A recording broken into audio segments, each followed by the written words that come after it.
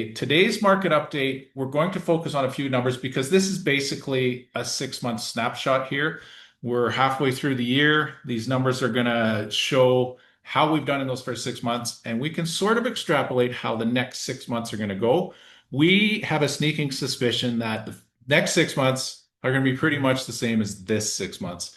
We're kind of stuck in this sort of balanced market, and we're going to be in this balanced market until we see some sort of change in either our federal government or the American federal government. And we're not going to see that for quite some time because whoever's in power right now is going to stay there until the next election. But looking at the numbers there, you can see the year-to-date sales down 11% this year. Now, if you look at 2025 versus 2024, it was down almost 16%. So we're seeing that decrease kind of shrink. And what the good thing about that is we see that as a little bit of a turnaround. One place you don't see a turnaround because it never did go into the negative is the average price. We're still at almost 2% for 2026 year to date. Last year, we were at 3.5. So 3.5 is our 75-year average. We're at 2% right now, not far off that 75-year average, which is very, very healthy considering other large major urban centers in Canada are seeing decreases this year all across the board. Yeah, and we're still seeing people move here from Ontario, from BC. And like I was talking to some people over Stampede that were visiting here, and you know what? Just simple things like GST, just having the GST. In Ontario, they have PST, right? And another tax, isn't it? Or is it just Well, they have HST, but they have the land transfer tax when they buy, right? Yeah. And then home prices are so expensive, and then just filling up their car with gas. So they were just saying, wow, it is way more affordable here in Calgary. And then people coming to the city for a stampede. I was there every night nearly this stampede.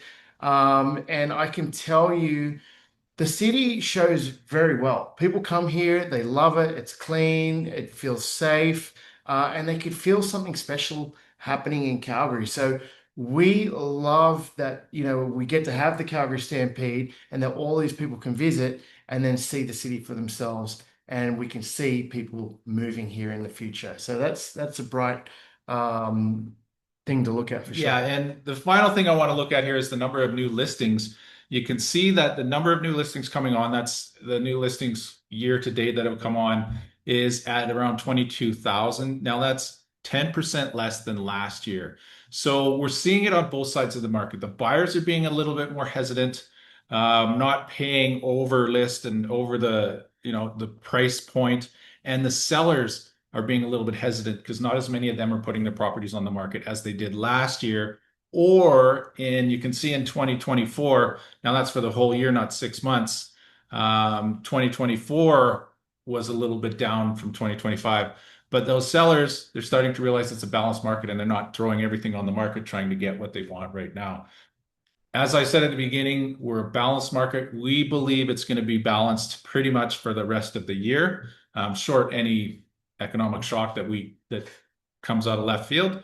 But for buyers and sellers out there, it's a lot more, I would say, less stressful having a balanced market because the buyers can take their time and the sellers are not expecting things way out of whack. Yeah, yeah, and that's exactly how it's panning out for everyone. Yeah, so that's our real estate market update.